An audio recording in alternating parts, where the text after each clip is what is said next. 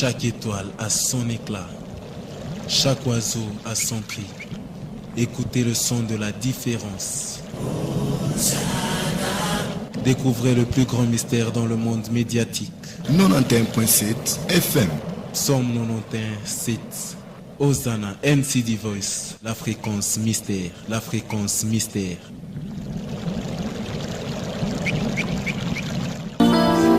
Aujourd'hui, c'est vraiment un grand jour pour moi.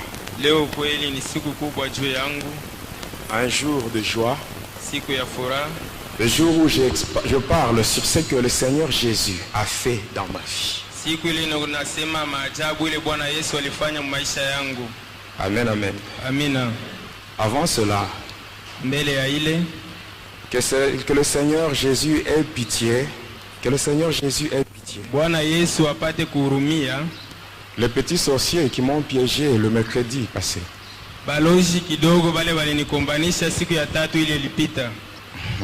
Ils ont fait un complot pour que je sois frappé de paralysie. À partir de la porte. Mais bien aimé, faites attention. Et si j'attire l'attention des petits sorciers, faites attention. Je ne témoigne pas pour ma gloire, mais je témoigne pour la gloire de Jésus. On ne se moque pas de Dieu. Amen. Déjà ceux-là qui étaient dans le complot, ils savent déjà de quoi je parle. Amen, amen. Les petits sorciers. Amen. Amen. Bon, ce n'est pas ce qui nous intéresse pour la journée d'aujourd'hui. Pour la journée d'aujourd'hui, je parle sur ma délivrance. Lisons la parole de Dieu. Luc 15, verset 24.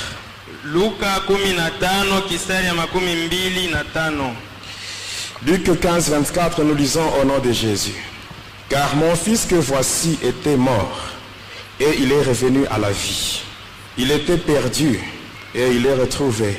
Ils commencèrent à se réjouir.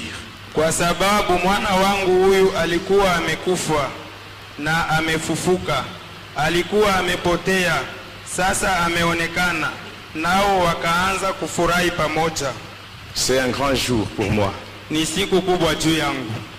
Jonas que vous voyez Yona munaona était perdu, alikuwa anesha kupotea, mais il est retrouvé. Lakini anapatikana tena. Jonas que vous voyez, Jonas huyu munaona, il était mort, alikuwa anesha kufa, mais il est revenu à la vie, lakini anarudi tena kuuzima par la grâce de Jésus. kwa neema ya Yesu. Voilà pourquoi, Ndio kwa maana avant d'entrer dans le témoignage, mbele ya kuingia mushuhuda, j'aimerais que tu adresses une petite prière à Dieu. nilipenda ufanye maombi mfupi kwa Mungu. Tu dis seulement à Jésus, Umwambie Yesu, Seigneur, j'ai besoin de contempler ta gloire Bwana, niko napenda niangalie bunene bwako au travers de la délivrance que tu as accordée à l'homme qui parle. kupitia ufungulivu ule ulimpatia ule mtu mwenye kuna shuhudia. Nous élevons nos voix et nous prions au nom de Jésus. Tupandishe masauti yetu na tuombe mjina la Yesu.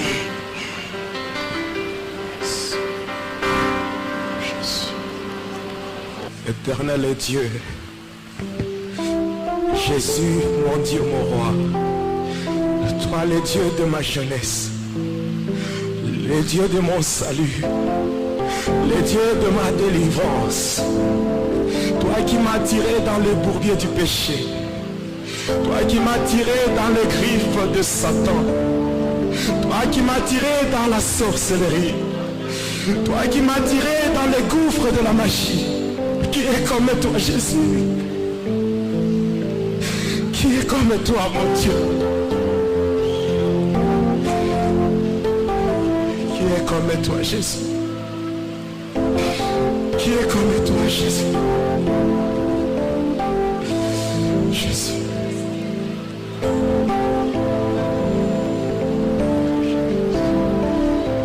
Jésus. Jésus. Comme toi, Jésus, moi qui me nourrissais de la chair humaine, moi qui buvais le sang humain, Jésus, Jésus, moi un criminel, moi un assassin. Jésus.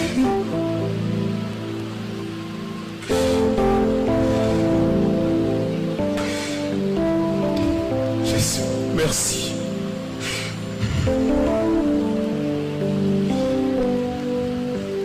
Merci Jésus. Merci pour tout ce que tu as fait dans ma vie. Que la gloire, l'honneur te soit rendu parce que tu es Dieu, le seul, l'unique vrai Dieu. C'est lui qui m'a attiré dans le séjour de mort. Oh Jésus, il y avait combien de satanistes dans le séjour de mort? Mais pourquoi moi Jésus? Oh Jésus, tu m'as tiré de là. Oh Jésus, tu as fait qu'aujourd'hui moi aussi je sois compté parmi les vivants. Tu ne t'es pas limité là, tu m'as réconcilié avec le Père. Et aujourd'hui, je suis aussi un enfant de Dieu. Tout ça à cause de toi, Jésus. Oh Jésus, laisse que la gloire te soit rendue. Béni soit ton nom. Couvre-moi dans ton sang, Jésus. Que ton esprit me prenne en charge. Afin qu'aujourd'hui, tout ce que je vais expliquer, je vais dire, puisse Seigneur montrer et refléter ta gloire. Au nom puissant de Jésus. Amen. Mes bien-aimés, ce que le Seigneur Jésus a fait dans ma vie, même mes parents biologiques ne peuvent pas le faire. Ça dépasse mon entendement. Parce que si j'essaie un peu de faire la rétrospection de ma vie, je vois ce que j'étais. Et je vois ce que je suis devenu. Tout ça c'est par la grâce de Dieu. Que le Seigneur Jésus soit glorifié. La fois dernière, c'est-à-dire le mercredi, j'ai parlé sur ce qui m'était arrivé lorsque j'étais entré dans une église. J'étais entré dans l'église, non pas avec l'intention de chercher à être secouru, parce que j'étais fâché. Étant entré dans plusieurs églises, sans trouver la solution à mon problème, ce jour-là, le 3 février 2003, lorsque je passais en route, j'entends dans une église, on parle sur la sorcellerie. Alors je me disais à moi-même, ces gens, ils parlent souvent sur la sorcellerie, le lien démoniaque. Mais si on leur présente un cas concret, ils ne font rien. Et ainsi je m'étais infiltré dans l'église pour invoquer le démon. C'est là où je m'étais arrêté le mercredi. J'étais tombé et on m'avait fait sortir à l'extérieur. Et par après, quand j'étais à l'extérieur, c'est à partir de ce moment-là que la communication avec Lucifer était rétablie. Et il m'avait demandé de rentrer dans l'église et de tuer 2 personnes. J'avais obéi et j'étais rentré. À la place où j'étais, j'avais laissé là-bas mon colis. Et j'avais récupéré cela. Et là, après je l'avais ouvert. J'avais soutiré de là un couteau. Et avec ça, ayant le couteau à la main, j'avançais maintenant. Et pendant que j'avançais avec le couteau, cette fois-là tout le monde avait peur. Parce qu'avec la masse que j'avais une déformation totale sur le plan physique. Avec le sport que je faisais, la culture physique, l'haltérophilie. Alors, avec cette masse-là et le couteau, et les gens avaient peur. batu balisikia boka commençaient à reculer. banaanza kurudia Et kumukongo subitement, je vois devant moi une lumière. na kwa ghafla naona nuru moja inaonekana mbele Et dans yangu. cette lumière, il y avait une voix qui était sortie. Ndani ya ile nuru mulitoka sauti moja. La voix avait dit, donne. Sauti ilisema leta. J'avais donné, Nilipeleka, j'étais tombé, j'avais perdu connaissance. nikaanguka na nikapoteza ufahamu. On m'avait pris dans un taxi Bakanichukua ndani ya taksi et on m'avait conduit au quartier Mission, na bananipeleka ku quartier Mission. au croisement des avenues Ngouba et Tchangalele. Kuma panda njia ya Avenue Luba na Changalele. Étant là-bas, Mwenye kupatikana kule j'avais repris connaissance. nilirudisha sasa ufahamu. Nous étions dans une parcelle. Tulikuwa katika lupango Et moi, moja. on m'avait mis au garage. Na mimi baliniweka kule ku garage. Et quelque temps après, j'avais remarqué que mon colis était là. Na wakati chache niliona sema kifurushi yangu kilikuwa pale. J'avais récupéré le mouchoir rouge. Nikabeba ile kitambaa cha kekunda. J'avais mis ça sous mon bras, au niveau de l'avant-bras. Nikakifunga hapa mbele pa mkono wangu. Et là, je m'apprêtais maintenant pour invoquer. Na nikajitayarisha juu ya kuita mapepo. Alors, il y avait beaucoup de chrétiens, beaucoup de fidèles là-bas. Kulikuwa bakristo mingi, baaminifu mingi balikuwa Ils pale. avaient pris mon colis Bakabeba kile kifurushi kyangu. avec le contenu. Na vile vilikuwa ndani. Ils voulaient brûler cela. Balipenda Ils babichobe. avaient mis du carburant, l'essence Bakamwanga hapo et essence. des flammes d'allumettes, mais ça n'avait pas pris feu. Banawasha alimeti lakini havikulungule. Et comme ça ne prenait pas feu, Sasa vile vikwanze kulungula, il y a une maman Déborah. kuko mama moya jina yake mama Deborah. Elle avait dit aux autres, Aliambia benzaki, avant de mettre les allumettes là-bas, mbele ya mwe kuwasha moto, commençons d'abord par invoquer le feu de Dieu. mwanze mbele kuwasha moto wa Mungu. Et là, on a commencé à invoquer le feu de Dieu. Pale sasa baliwasha moto. Pendant qu'on invoquait le feu de Dieu, Wakati balianza kuwasha moto ya le Mungu, mouchoir que j'avais sur mon bras ile kitambaa nilikuwa nakyo mu mikono était devenu chaud. kikaanza kuwa na kifukutu. Je l'avais lié sous mon bras. Nilikuwa nisha kifunga pa mkono Il wangu s'était ouvert de lui-même. na kinajifungukia kyo Il kenyewe. était tombé par terre. Kinaanguka chini. Alors là, c'était compliqué. Pale sasa bilikuwa hatari. On avait mis maintenant de la flamme Baliwasha sasa moto et ce fétiche-là avait pris feu. na ile madawa ile ikalungula. Alors je me disais, Sasa nikasema je dois prendre fuite. napasha sasa kukimbia. Je dois prendre fuite parce que ces gens risquent de me tuer. Nitakimbia jua babantu banatarika kuniua. Je regarde devant la barrière. Naangalia mbele ya Je bariere. vois de l'autre côté de la barrière. Naona ile ngambo ingine ya Et là, bariere. j'avais vu maintenant les esprits du monde de ténèbres. Pale niliona sasa mapepo ya ulimwengu wa Ils giza. me demandaient de les rejoindre là-bas. Balianza kuniomba nipate kubakutanisha kule. Au lieu de venir dans la parcelle me récupérer, Hali yabo kuingia humu ndani ya parcelle kule ils me demandaient de les rejoindre. Bo wanapenda nitoke Et pour moi, le diable et ses démons, ils sont moins sérieux. Bale bademo abego bamiza. J'ai toujours dit, mes bien-aimés, Nasemaga hivi wapendwa. quand tu vas dans une mission avec le diable Wakati unaenda kutumika Avec kazi les ya démons. shetani na bapepo et que les choses commencent à se compliquer, na vitu vinaanza le kukurukia. diable et ses démons, ils prennent fuite. Shetani na mapepo Il te laisse yake seul. kimbia banakuacha peke Mais yako. quand tu vas avec Jésus, Wakati unaenda na quand Yesu, tu vas avec Jésus, wakati unaenda na Yesu, tu arrives là, unafika les choses se compliquent. vitu vinavuka. Mais Jésus va seulement te dire ceci,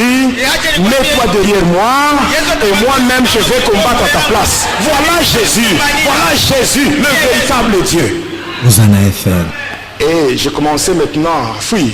Nikaanza sasa kukimbia. J'ai quitté le garage pour me rendre à la barrière. Nilitoka mu garage tu kwenda kule ku barriere. J'arrive à la barrière. Nafika ku Il barriere. y avait quelque chose qui s'était produit ce jour-là. Kuko kitu kimoja kilitukia Je ile ne sais pas ce qui s'était produit. sijue kile kilifikaka. J'étais projeté Nilitupwa et j'étais tombé par terre. na nikaanguka chini. J'avais perdu connaissance. Nikapoteza tena ufahamu. Et quelques minutes après, Na dakika chache kisha j'avais repris connaissance. nikarudisha ufahamu. J'avais une barbe. Nilikuwa na lupete. Barbe. Nilikuwa na ndevu. Cette barbe-là, Ile ndevu ile si vous touchez à ça, kama unaigusa vous vous retrouvez électrocuté. unajikuta sasa vile kurai na kuingia. Il y avait le pouvoir du poisson électrique. Ilikuwa na uwezo wa ule samaki wa mumayo ule anaingizanaka kuraa. Alors, mais quand j'avais repris connaissance, Wakati nilirudisha ufahamu, je n'avais même pas une seule barbe. sikuwa tena na ile ndevu Ces yangu. gens-là, ils avaient tout coupé Wale bantu balikata et ils yote n'étaient même pas électrocutés. abakuguswe na kuraa. Même toi qui m'écoutes, Na wewe mwenyewe si tu unanisikia. vis vraiment dans une communion parfaite avec Dieu, Kama tu es capable de détruire les œuvres du diable.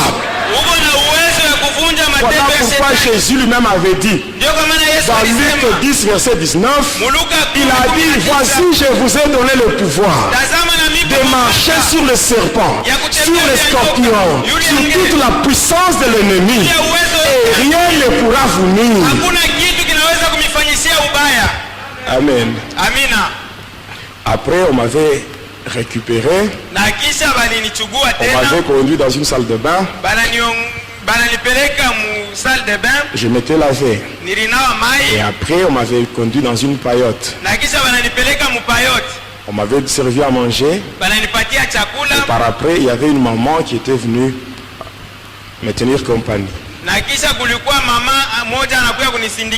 Maman Déborah. Alors elle me posait des questions sur mon passé. Et les esprits me disaient, ne dis rien. Ne dis rien. Tu dois seulement la tromper.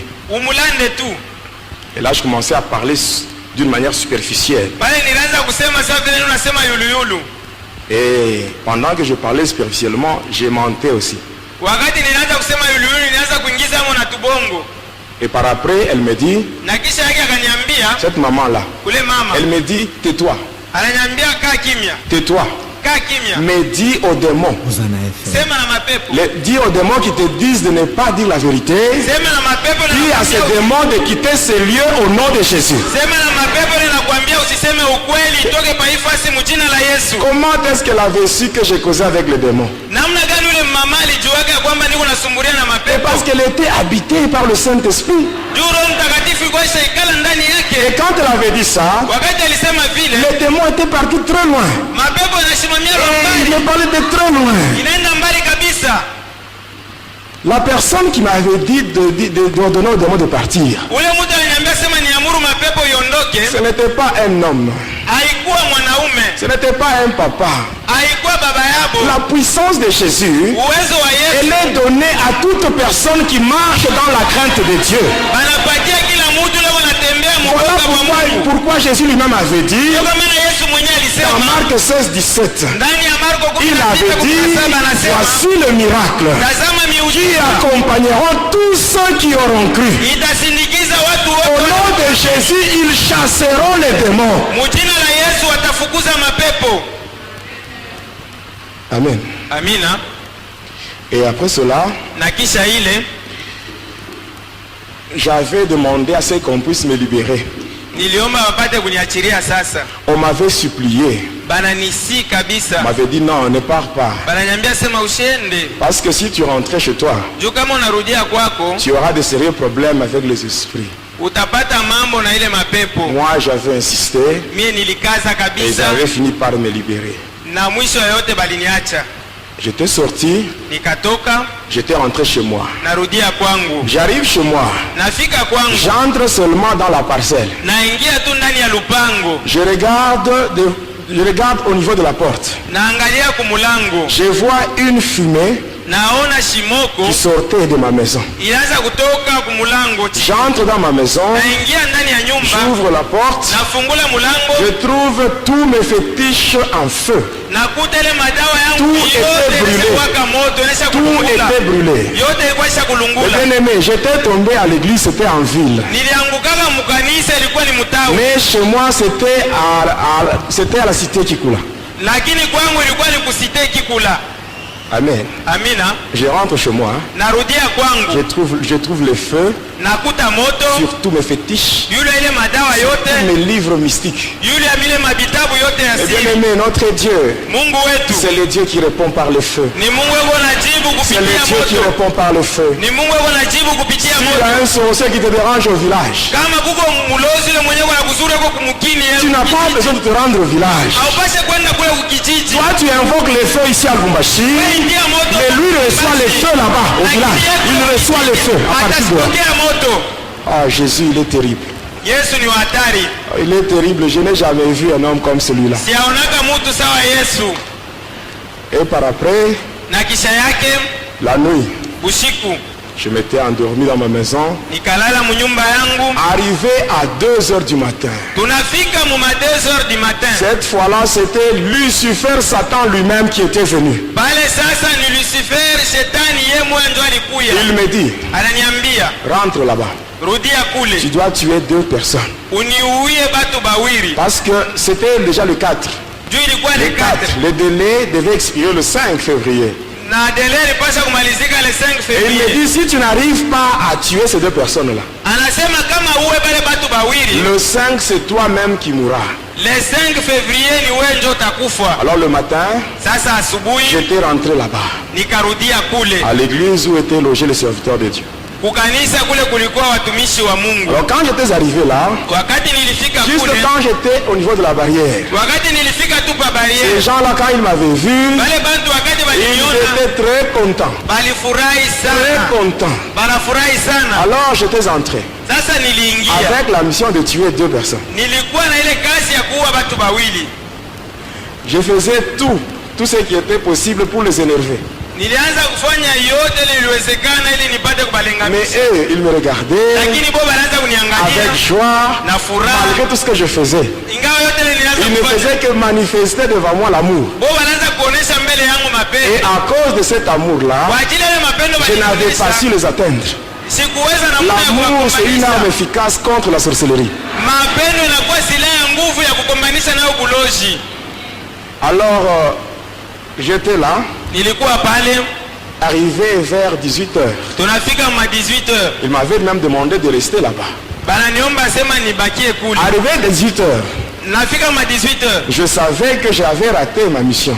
nilijua ya kwamba sikutimiza kazi vile Et je baliniambia. savais qu'à minuit, le 5, Nilijua kusema muma minui le le 5 diable allait me tuer. shetani alipasha kuniua, Et avant de mourir, na mbele ya kufa il devait envoyer des esprits méchants alipasha kutuma mapepo mchafu pour me tabasser. juu nipike mbele, Et je savais que j'allais mourir seulement après avoir subi des douleurs impossibles. na nilijua kwamba nilipasha kufa kisha kusikia maumivu ya nguvu. Alors je m'étais dit à moi-même, Sasa nikajisemezea ndani Je te yangu dis mwenyewe, ceci. nikasema hivi, au lieu de subir des douleurs avant de mourir, baada ya mimi kuishi ile maumivu mbele ya mimi kufa, je dois mettre fin à ma vie. napasha kujiua mimi mwenyewe. Alors là, je m'étais fait passer comme un malade.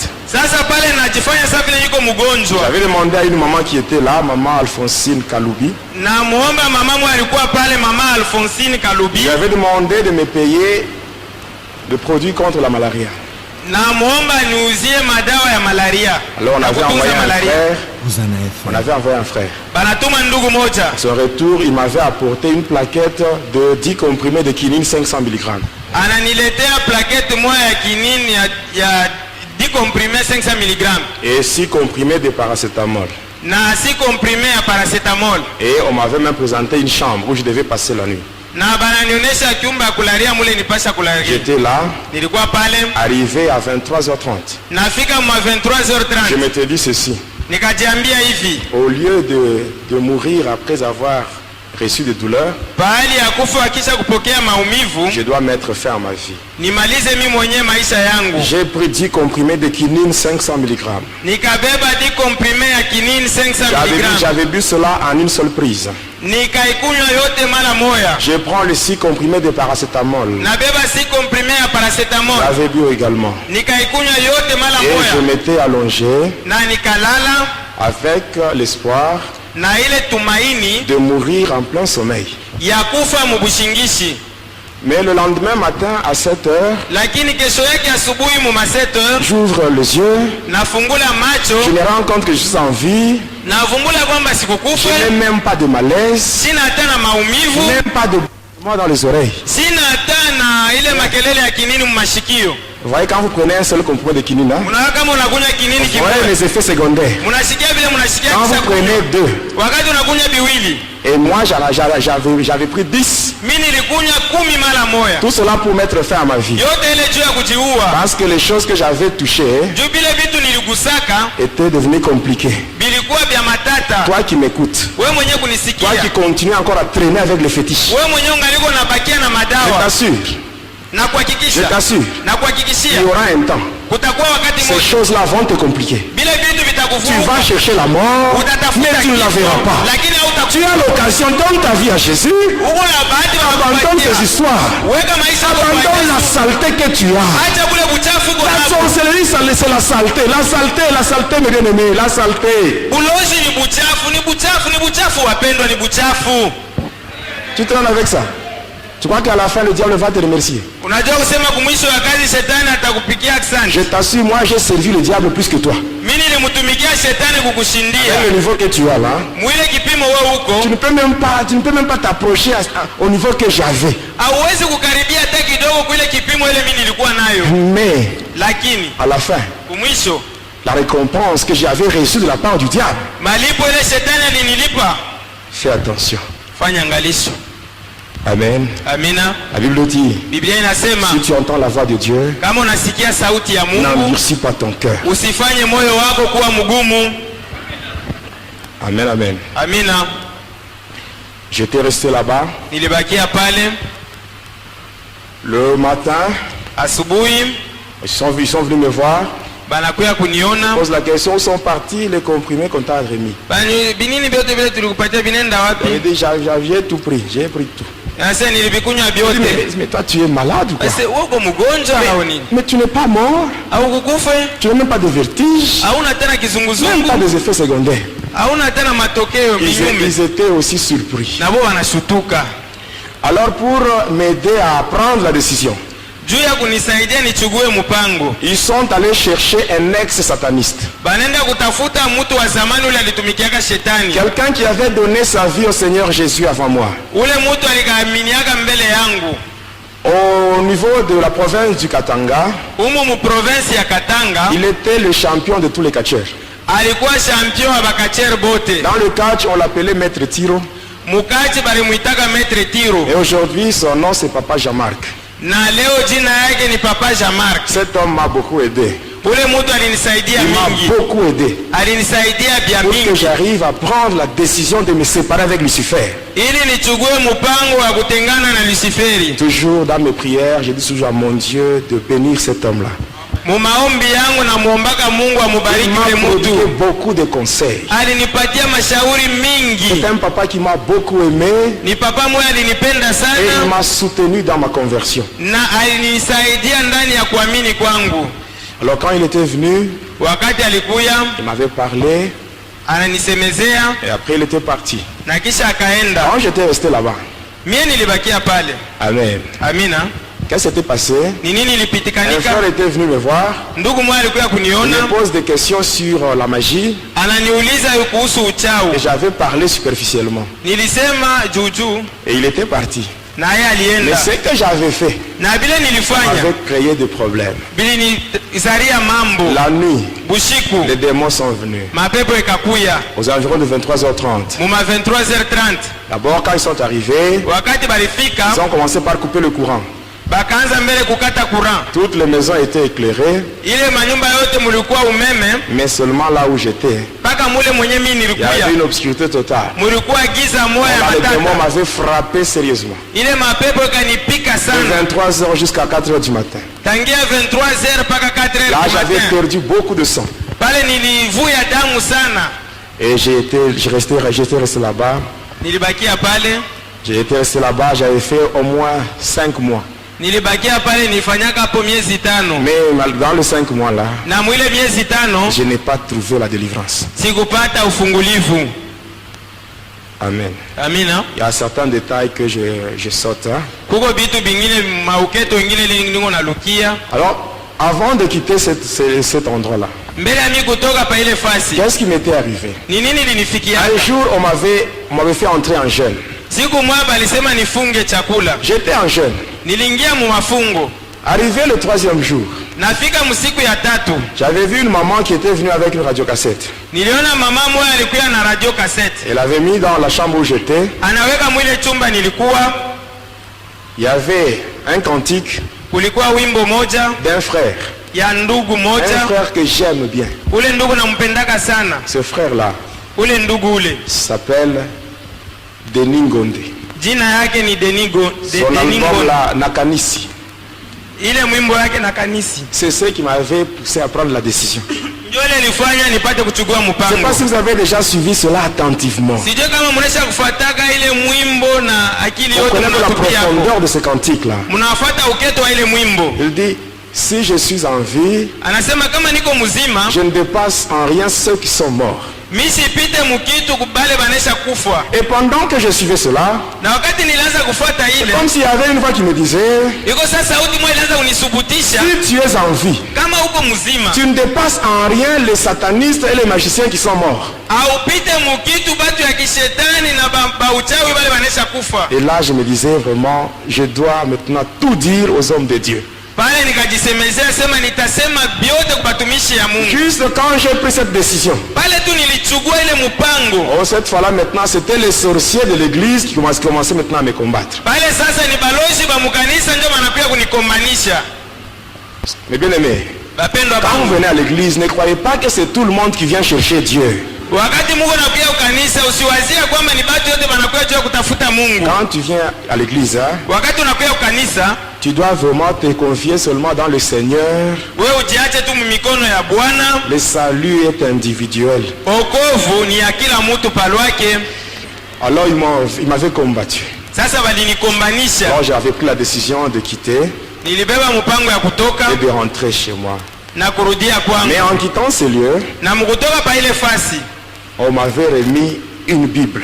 bakanipatia Biblia. J'étais rentré à la cité avec la Bible. Nikarudia kwangu na ile Biblia. Étant arrivé à la maison, Nafika kunyumba, mon père, mes frères et sœurs, baba yangu, banduku yangu banaume na ceux qui banamuke m'avaient chassé, bale balinifukuzaka. quand ils m'avaient vu avec la Bible, Wakati baliniona na Biblia, ils croyaient que j'étais délivré.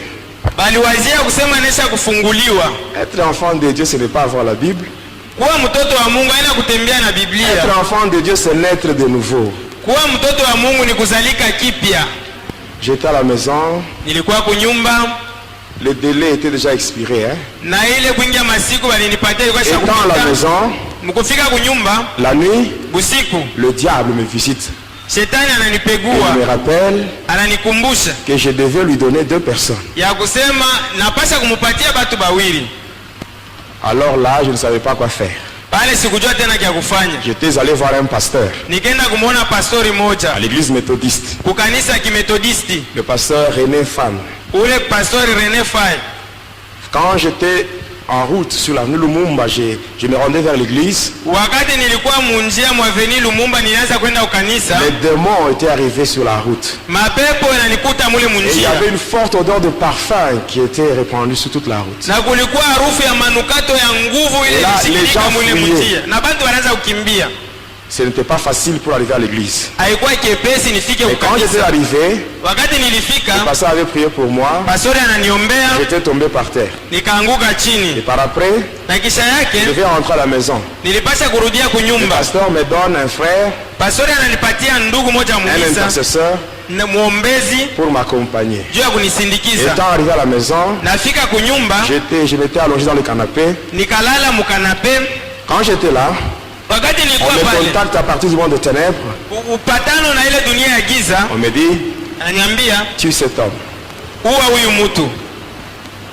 Et là, je l'avais pris comme ça.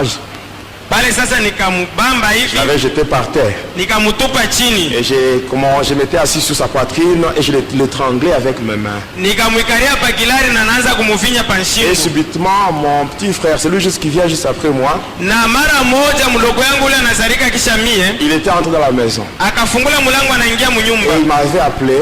akaniita. Et c'est à ce moment-là que je m'étais rendu compte que j'étais en train de commettre quelque chose qui m'a été dicté par le diable. Ni mwile wakati sasa nikashutuka, nikavumbula kusema nilianza kutimiza kitu kile shetani aliniambia. Et juste quand j'avais laissé ce frère, Na kisha mimi kumwacha ule ndugu, il a trouvé la porte ouverte, il est sorti et il est parti pour akaona tu mlango wazi, akatoka anaenda.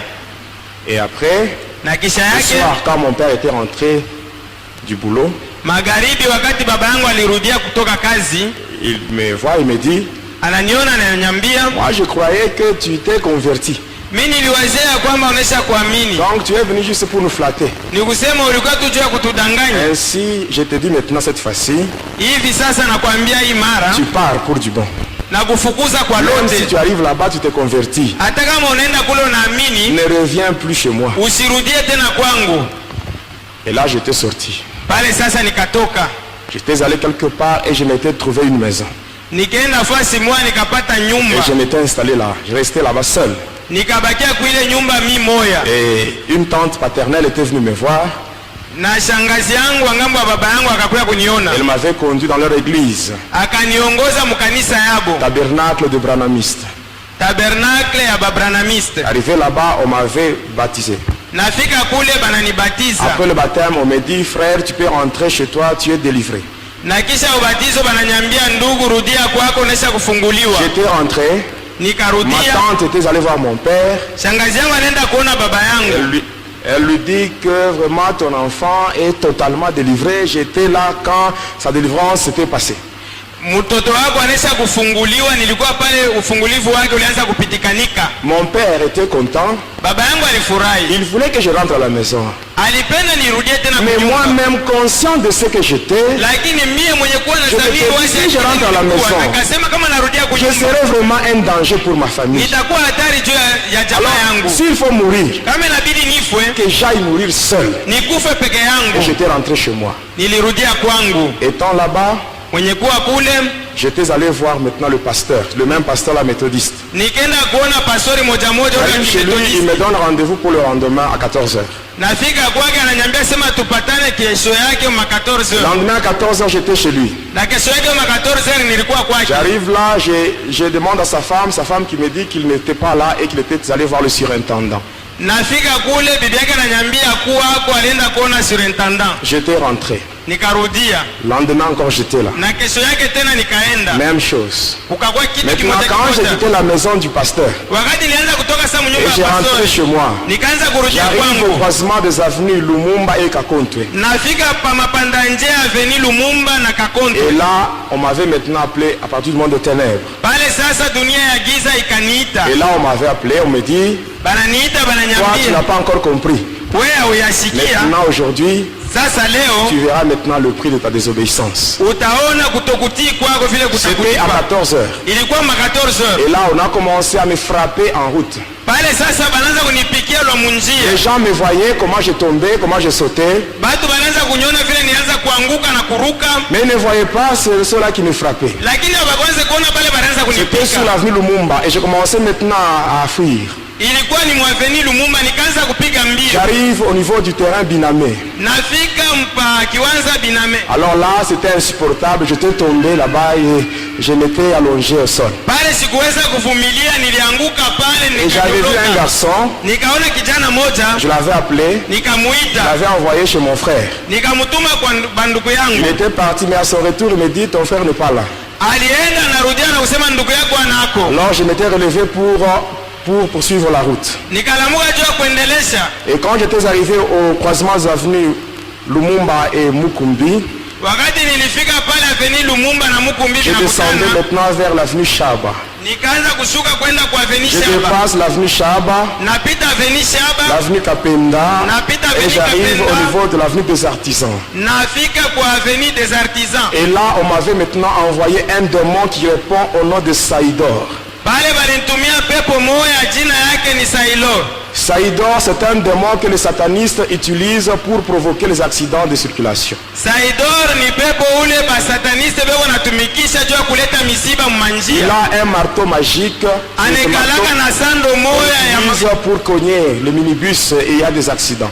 anekalaka na sando moya ya uchawi juu ya kupika tumadubai. Et on l'avait envoyé Balimutuma pour me frapper. juu ya kunipika. Le marteau qu'il utilise pour cogner le minibus, Na ile sando eko natumikisha juu ya c'est ce kupika minibus. on lui avait maintenant envoyé avec la mission de me cogner avec ce marteau-là. Balimutuma na kazi ya kunipika ile sando Et il ile. m'avait frappé à ce niveau.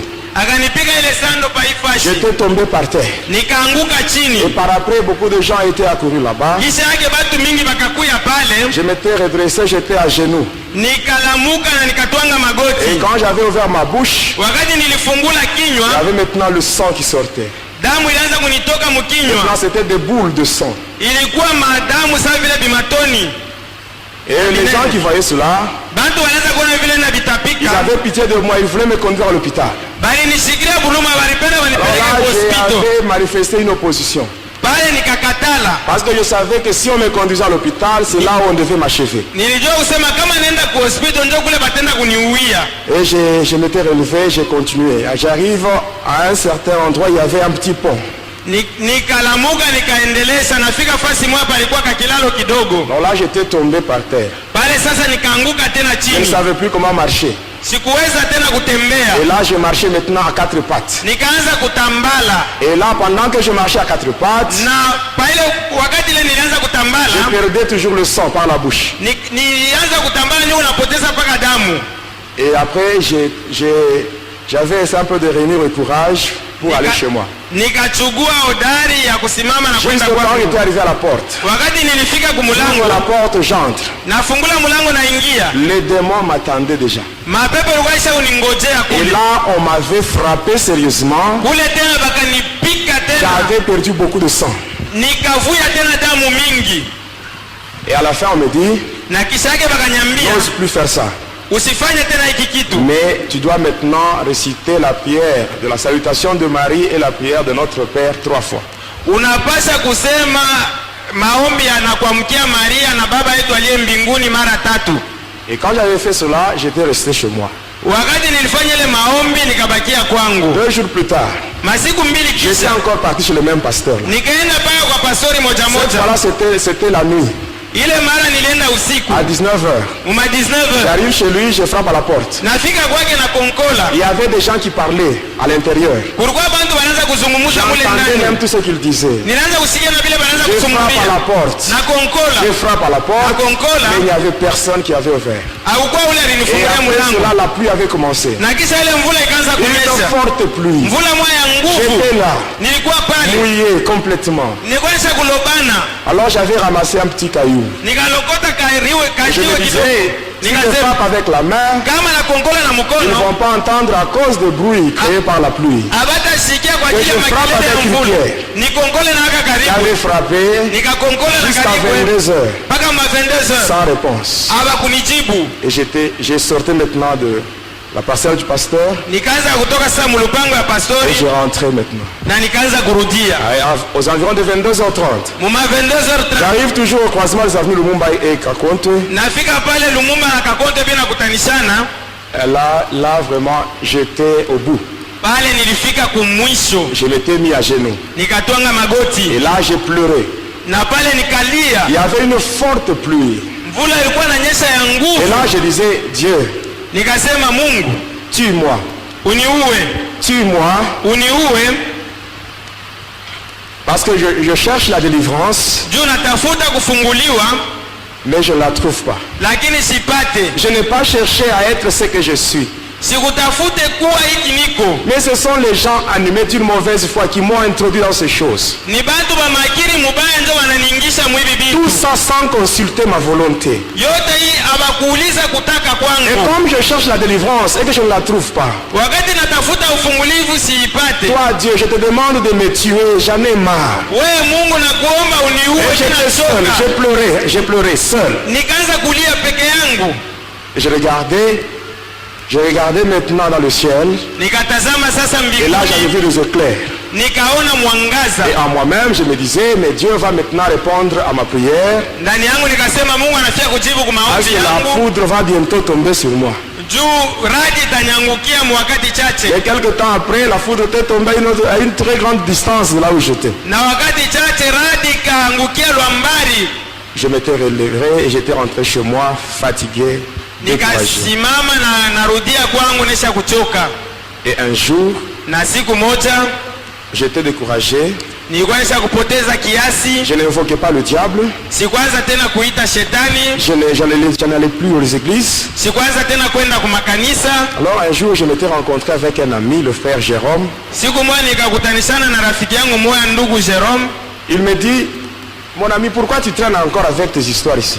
Ananiambia, rafiki yangu, je nini ungaliko na kawia na bintu yako hivi? Je le regarde, Nikamwangalia, je lui dis ceci, namwambia hivi, l'argent que j'ai, ile makuta niko nayo, est-ce que toi tu peux en avoir? wewe unaweza kuwa nayo? Il me dit, Akaniambia, écoute-moi bien, unisikie tel mzuri, que tu me vois, sasa hivi unaniona, je suis sentinelle à l'entreprise Sonepoel. Je suis sentinelle. niko sentinelle kule kukanisa sa Epoel.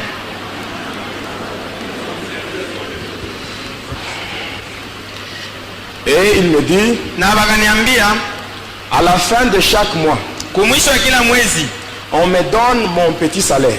bewa nanipatia mshahara wangu kidogo, Mais avec ce petit salaire na ile mshahara kidogo qu'on me donne, ile bewa nanipatia, j'ai quand même la paix du cœur. niko na salama ya moyo. Alors quand il avait dit paix du cœur, Wakati alisema salama ya moyo, ça m'avait beaucoup touché parce que c'est ça que moi je cherchais. ilinigusa sana, ndio ile salama mimi nilianza kutafuta. Et il me parle sur un frère, Ananisemezea hadithi ya ndugu moja, le frère Élisée, ndugu Elisha, qui avait donné son témoignage. ule aliletaka ushuhuda wake. Il a parlé sur le monde de Pandéminium. Alisema yule ile dunia ya Alors moi, pandemia, sachant très bien que ce que le frère avait témoigné était la vérité, kile ule ndugu alishuhudia ilikuwa ukweli. moi j'étais là en train de le décourager en lui disant non, c'est faux tout ce qu'on a dit. Mimi nilikuwa pale niko nampoteza kiasi, namwambia vya bongo vile vyote vile wanasema. Alors moi je lui pose la question, Mimi namuuliza, je lui dis ceci, namwambia le hivi, frère là qui a témoigné, ule ndugu alishuhudia, est-ce qu'il est délivré?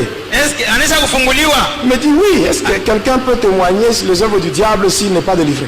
Ananiambia ndio, mtu anaweza kushuhudia makazi ya shetani kama Alors moi je lui dis, asifunguliwe.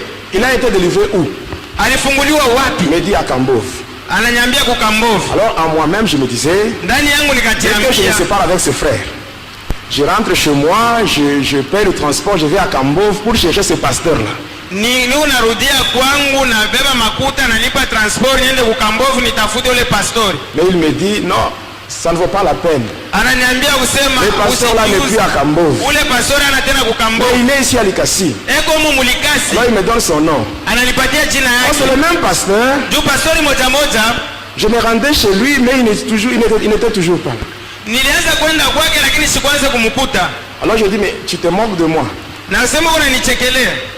Il me dit, ça va. Comme ce pasteur-là, tu ne l'as pas vu. Sasa vile ule pastori haukumkute, Je te donne l'adresse de notre pasteur. na kupatia anwani ya pastori Il mwingine. voulait me donner le numéro du pasteur. Alipenda kunipatia namba ya simu ya C'était un pastori. numéro Vodacom.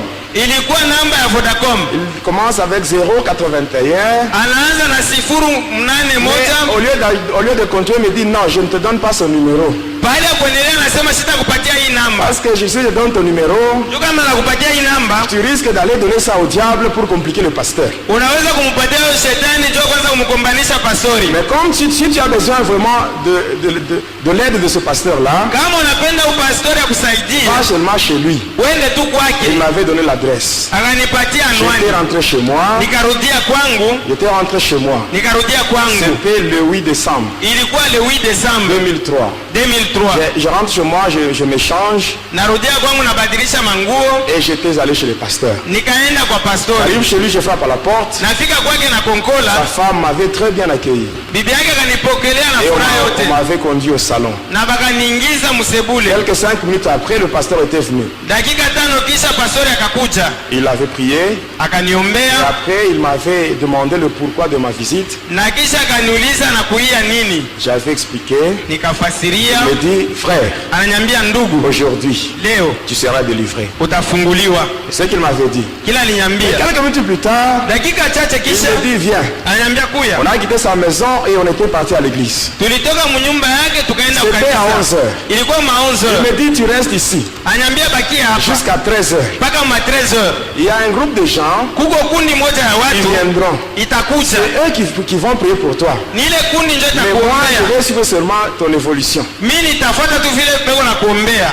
Alors j'étais déçu. Sasa pale nikapoteza Je me kiasi. disais, mais moi je suis allé voir le pasteur Mie nilikuya juu ya pastori. pour me délivrer. Juu pastori Lui anifungue. aussi, il me conduit chez d'autres personnes. Yeye naye ananipeleka kwa Mais watu bien aimé dans le wengine. Seigneur, Wapenda nani ya quand vous Bwana? venez à l'église Wakati unakuja avec kanisa des problèmes na mambo yako et vous avez en tête na mkichwa yako l'idée de dire que c'est le pasteur qui donnera solution à votre problème, uko na mawazo ya kusema ni bien pastori aimé, vous serez déçus. ataleta jibu La kwa Bible mambo dit yako. maudit Siku soit moja l'homme qui unaweza se confie dans kufadhaika. l'homme. Biblia inasema laaniola anaweka Si tumaini tu ndani viens à l'église yako. avec ton problème, Kama unakuja kanisa na tu mambo vas te yako, dire en tête que c'est le Seigneur Jésus qui va donner la solution. weka mkichwa yako ya kwamba Et ni le Bwana Yesu pasteur, lui, atakupatia ce n'est jibu. qu'un instrument qui sera utilisé par Jésus. Na pastori ni chombo ile Yesu Et atatumikisha. quand là-bas, c'était à 11h, Na patikana kule maonzo, il y avait un soleil vraiment piquant. jua ilikuwa ya makali kabisa. J'étais là seul. Nilikuwa pale peke yangu, En moi maintenant, il y avait une lutte. ndani yangu sasa kulikuwa ile kabukomvi. D'une part, je me disais que je reste seulement ici. Ngambo moja nilijambia nibakie paka hapa. D'autre part, je me disais il fallait que j'aille voir une fille là. J'avais rendez-vous avec une fille. Ngambo wengine nilijambia sasa nikaone binti moja. Et finalement, je m'étais dit non, que je reste seulement. Ndani yangu nikasema nibakie tu. Arrivé à 13h, Tunafika matrezo, j'avais vu un groupe de gens. kulikuwa kundi moja ya watu. Ils n'étaient pas entrés dans l'église, Habakuingia mais kukanisa, ils étaient entrés dans une salle. bakaingia mchumba moja Et hivi. quelques temps après, Wakati le chache pasteur était venu. pastori Il akakuja m'avait demandé de le suivre. akaniambia usema nimshindikize. Et je m'étais arrêté au niveau de la porte. Nilisimamia pa Il avait mulango, appelé le responsable, il avait causé avec eux. akaita mwenye madaraka akasumbulia naye Et puis on m'avait fait entrer. na kisha bakaniingisha. Puis il était sorti. Yeye akatoka akaenda. Longtemps j'étais arrivé là-bas. Wakati nilifika Je kule, regarde les gens qui étaient là. naangalia pale bantu bote walikuwa pale, Ils étaient maigres. balikuwa bakonde. Alors je me dis, mais ces gens maigres, ce sont ces gens qui vont prier pour moi. Nasema Maigres comme ça. aba bantu bakonde njo bataniombea. Mais bien aimé, la puissance de Jésus ne dépend pas de la morphologie du corps. Uwezo wa Yesu auangalie bunene au bukonde bwa muntu. Mais la puissance de Jésus dépend de la crainte de Dieu qui est en toi. Uwezo wa Yesu uko nategamia woga wa Mungu wenye kwa ndani Ils mwako. étaient nombreux, ils étaient plus de 30. Balikuwa bamingi bakushinda 13. Alors on m'avait conduit dans une autre pièce. Sasa bakaniingiza tena mchumba ingine. Là il y avait un autre papa très maigre encore. Pale kulikuwa papa mwingine na alikuwa mkonde tena. Papa Jérémie. Papa Jeremi. Quand je le regardais, Wakati namwangalia, je le regardais avec mépris. namwangalia na kazarau, Il dit, un homme pareil, mtu wa hivi priez pour moi. aniombe mimi. Impossible. Habiwezekani. Alors je voulais parler avec lui. Nilipenda niseme pamoja Et naye. lui me dit, tais-toi, Yana niambia usiseme kitu. mets-toi à genoux. Twanga magoti. Il n'avait pas imposé sa main sur moi. Akunyeke yake Il mkono. a commencé seulement à prier. Akaanza tu Il n'y kuomba. avait même pas de pasteur là. Hakukuwa hata pastori C'était pale. seulement des intercesseurs seulement. Ilikuwa paka waombezi. Ils ont commencé à prier. Bakaanza kuomba. Et après, Na kisha yake les feux moto étaient descendus sur moi. ilishuka juu Les yangu. feux Moto commençaient maintenant à me brûler. ikaanza Alors kunilungusha. là, c'était devenu impossible. Pale sasa Alors je havikuwezekana. me disais Nikasema que j'envoie maintenant un démon. niite sasa pepo moya. Un démon volant qui était en moi. Pepo moya wa kuruga ule alikuwa ndani Je yangu. l'avais envoyé. Nikamtuma Et il était entré dans une sœur akaingia ndani ya dada parmi moja les pale intercesseurs. katikati ya waombezi. Quand tu n'es pas dans la crainte de Dieu, Wakati una ndani ya woga wa ne Mungu, t'hasarde pas de chasser les démons.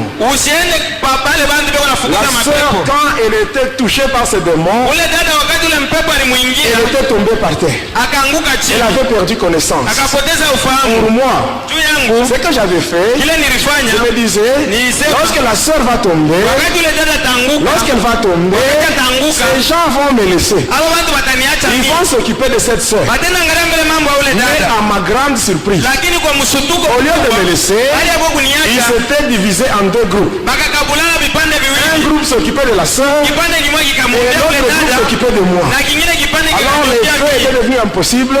Moto ikakuwa J'ouvre les yeux, mystique. nikafungula macho Je regarde par le mur. naangalia ukibumbashi, Même le mur là était transformé en flamme de feu. hata kile kibumbashi kilikuwa kile impossible de sortir.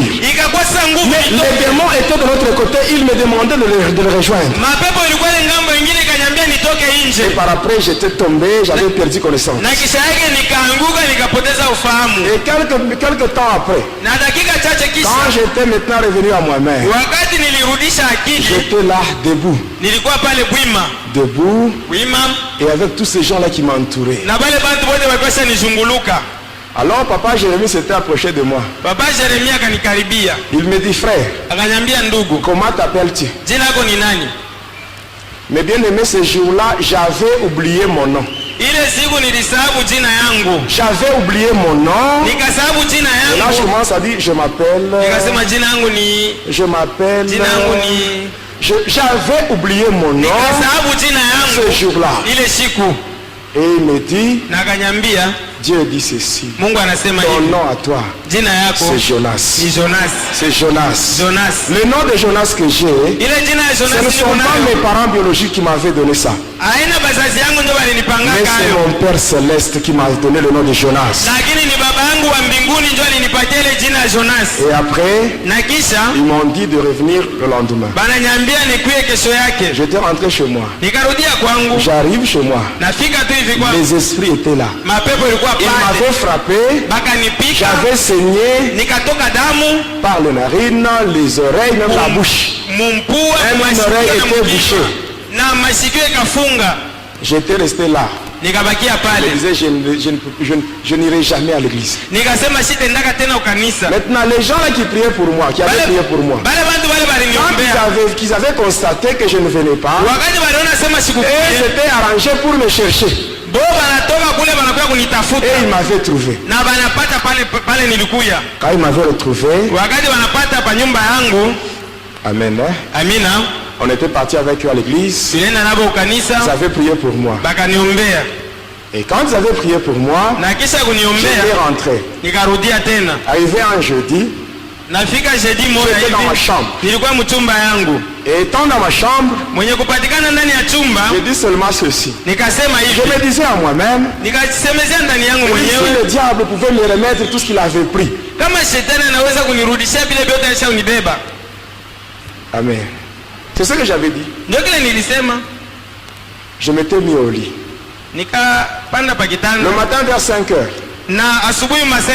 Je me réveille, je regarde sur la table. Il y avait un flacon qui contenait mes ongles, ma salive, mes cheveux. Tout était là.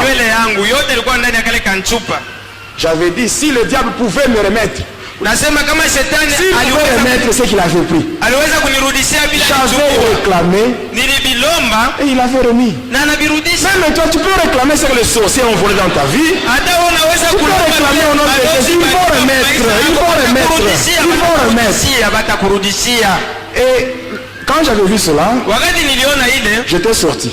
Nikatoka. J'arrive dans la toilette, je jette cela dans le trou du WC. Nafika kule ku WC na itupa muntundu ya WC. Et j'étais rentré dans ma chambre. Nikarudia mchumba. J'arrive dans ma chambre. Nafika mchumba. Je regarde sur ma table. Naangalia pa meza. Le petit flacon que je venais de jeter. Kale kanchupa kale natokea kutupa. Je le retrouve encore sur la table. Nakakuta tena pale pa meza. Alors je me dis. Nasema. Je me dis. Najambia. Cette fois-ci. Je l'amène à l'église. Et j'étais parti à l'église. C'était le vendredi 19 décembre. Et j'étais arrivé à l'église. On avait prié pour moi. Et après on m'avait dit, la nuit, nous aurons une veillée de prière. Il faut que tu fasses tout pour venir ici. J'ai rentré chez moi. Mais avant d'arriver chez moi, j'étais passé chez la sœur qui était la mère de ma fille. Je lui avais dit ceci. Moi aujourd'hui, j'ai décidé de rompre et de donner tous mes fétiches. Je sais que toi tu as vécu avec moi. Donc tu es possédé aussi. Ainsi le soir tu vas m'attendre ici. Je viendrai te chercher pour qu'on aille ensemble avec l'enfant à l'église. J'étais rentré chez moi. Arrivé chez moi, je trouve sur ma table une lettre ultimatum. nikakuta kwangu mukanda moja unesha kuandikwa. Quand j'avais ouvert la lettre, Wakati mina fungua j'avais lu le mukanda, contenu. Maintenant, à la fin, là, il y avait un cercueil et une croix qui était gravée avec le sang humain comme signature. na kumwisho ile mukanda, kumwisho kulikuwa sanduku ile banashikiaka batu na msalaba ilikuwa pale saa vile saini ile banawekaka chini ya Alors, mukanda. quel était le contenu de la lettre? Ni binini banaandika ndani ya ile mukanda? On avait dit ceci. Banasema hivi: Comme tu cherches à nous fausser compagnie, saa vile unatafuta barafiki babaya,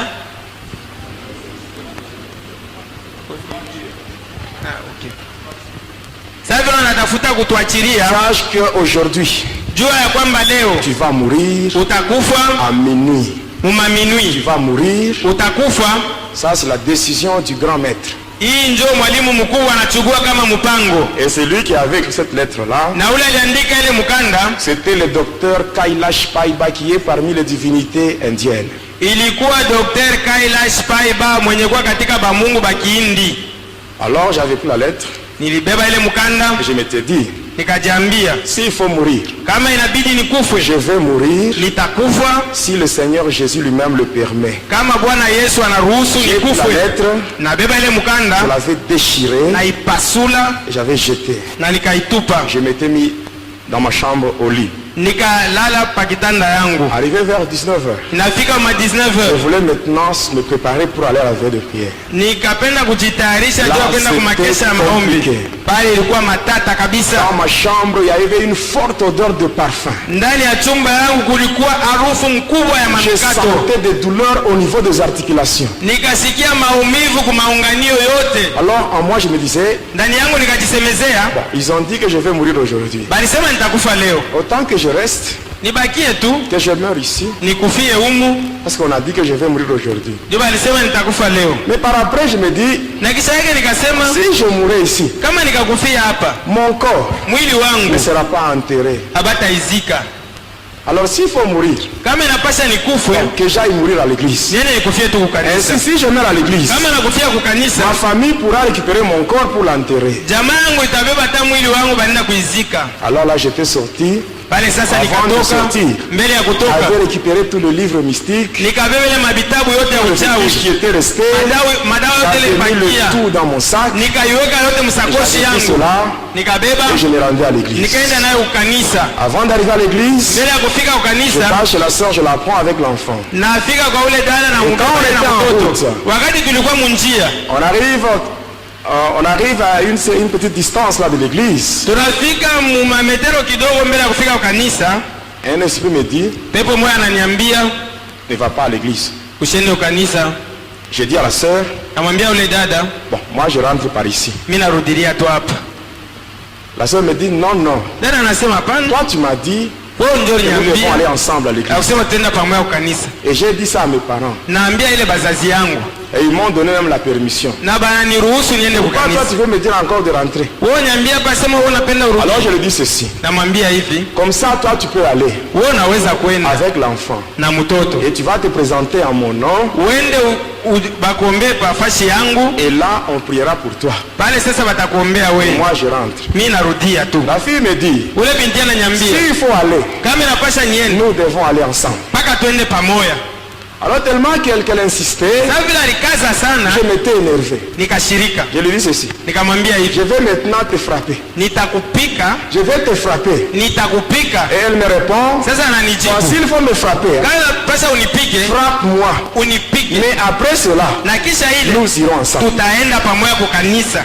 Hosanna FM. Quand tu cherches à amener quelqu'un au Seigneur, Wakati unapenda kutapeleka mtu kwa Bwana le Yesu, diable va te décourager. shetani atakupunguza Mais toi kiasi, vraiment, persévère toujours lakini wewe pour ukankamane amener cette personne-là au Seigneur. juu ya kupeleka ule mtu kwa Bwana. C'est cette sœur-là que le Seigneur avait utilisée Ni ule dada ule Bwana Mungu alitumikisha pour ma délivrance. juu ya ufungulivu wangu. Comme elle avait insisté, Sasa vile alikazisha, je m'étais dit, ça va, on part. nilisema twende, Et nous étions partis ensemble. tunaenda pamoja. Et la veillée en question, ce n'était pas dans l'église, mais c'était dans une salle de classe. Lakini ile makesha habakuifanyisha tena mkanisa, lakini balifanyisha masomo moya hivi. On était arrivé là. Tulienda Il y kule, avait beaucoup de gens. kulikuwa batu mingi, Beaucoup de gens. batu mingi. les intercesseurs seulement. baombezi tu. Alors quand j'étais arrivé, Wakati nilifika j'avais présenté le sac qui contenait tous les fétiches et les livres mystiques. nilionesha ile sakosi mule mulikuwa madawa na vile vitabu ya J'avais maarifa. présenté la sœur ainsi que ma fille Nilimuonesha ule dada na ule binti wangu auprès de responsables. kubale benye Ils madaraka, étaient contents balifurahi kabisa. et par après, Na kisha yake ils ont commencé à prier bakaanza kuomba, et après, na kisha moi j'étais allé me mettre dans un coin. mimi nikaanza kuikala kukona moja. Étant là-bas, Mwenye kuikala les kule autres bengine s'étaient retirés au milieu de la salle. bakatoka mule mkatikati ya chumba, Moi j'étais dans un coin mimi nilienda et kuikala eux étaient au kukona, milieu. bo balikuwa pa katikati Ils ont chanté banaimba. et par après, il y a un frère qui avait intervenu pour prêcher. Na kisha kulikuwa ndugu mmoja alisimama juu ya kuhubiri, C'était le frère Jean-Baptiste Koulita. ilikuwa ndugu Jean-Baptiste Kulita. Et après lui, c'était le frère Paul Moutanti qui avait intervenu. Na kisha yake kulikuwa ndugu Paul Mtantu ule na Et yeye après, alihubiri. il continuait maintenant la louange. Na kisha baliendelea na sifa. Arrivé à minuit, Tunafika katikati ya busiku, arrivé à minuit, kufika katikati ya busiku ma respiration était devenue compliquée. kupumuzika kwangu kukaanza kukangala. Je n'arrivais plus à respirer par le narine. Sikuanza tena kupumuzikia kumantundu ya mpua, Et là, je respirais par la bouche. pale nikaanza kupumuzikia kukichwa. Et après, j'avais entendu des bruits de véhicules. Na kisha nikasikia makelele ya magari. Quand j'avais ouvert les yeux, Wakati nilifungula macho, ces yeux-là mystiques, ile macho ya maarifa, qu'est-ce qui s'était passé? ni nini ilipitikanika? J'avais vu 3 démons. Nikaona mapepo Ils mchafu étaient tatu entrés juste là où j'étais dans le coin là. banaingia bananifuata kule kukona Où kule je nilikuya. m'étais retiré seul. Kule nilienda kuikala peke yangu. Quand le diable veut te tuer, hein, Wakati shetani anapenda tu vas commencer kukuua, d'avoir part isolée. atakupeleka mbele pembeni Tu vas pa te wewe. rendre compte que tu ne seras plus régulier à l'église. Utavumbula kusema utaanza kuya Ça, masiku yote c'est une stratégie du kanisa. diable. Ile ni Il maufundi ya cherche à shetani. t'isoler pour bien t'achever. Ego natafuta akupeleke pembeni jua C'est ainsi kumaliza que tu mzuri. dois chercher à être régulier au culte. Unapasha kuya kila siku kuibada. Alors quand j'étais seul dans ce coin-là, Wakati nilikuwa peke yangu kule les kukona, 3 démons étaient là. ile mapepo mchafu ilifika Et pale. qu'est-ce qu'il m'avait dit? Inanyambia nini? Il m'avait dit que le grand maître, Inanyambia usema mwalimu mkuu Lucifer, Lucifer avait changé sa décision. anageuza mipango Il a yake. dit que toi, tu n'allais plus mourir. Anasema hutakufa tena, Mais à ta place, lakini pafasi yako tu dois donner tous ces gens qui sont ici. utowepo aba batu bote wenye kuwa humu ndani ya chumba. Et nous allons partir avec eux. Tutaenda pamoja nabo, C'est le prix à payer. njo bei ile utalipa kukifo yapo. Alors, je m'étais retourné Nikageuka sasa pour voir ces gens-là. juu ya kubaangalia bale À bantu ma grande surprise, kwa msutusho mkubwa. je regarde dans la salle. Naangalia ndani ya chumba, Il n'y avait personne. amukwe tena mutu, Il n'y avait personne. amukwe tena mutu, Même le démon aussi. hata mapepo Eux aussi avaient regardé. nayo Il n'y iliangalia, avait personne. haikuone Mais mutu. au milieu de la salle, Katikati ya chumba là, je voyais juste une couleur rouge. nilianza kuona tu rangi C'est tout ce mwekundu, que je voyais. ndio kile nilianza C'est tout kuona. ce que je voyais.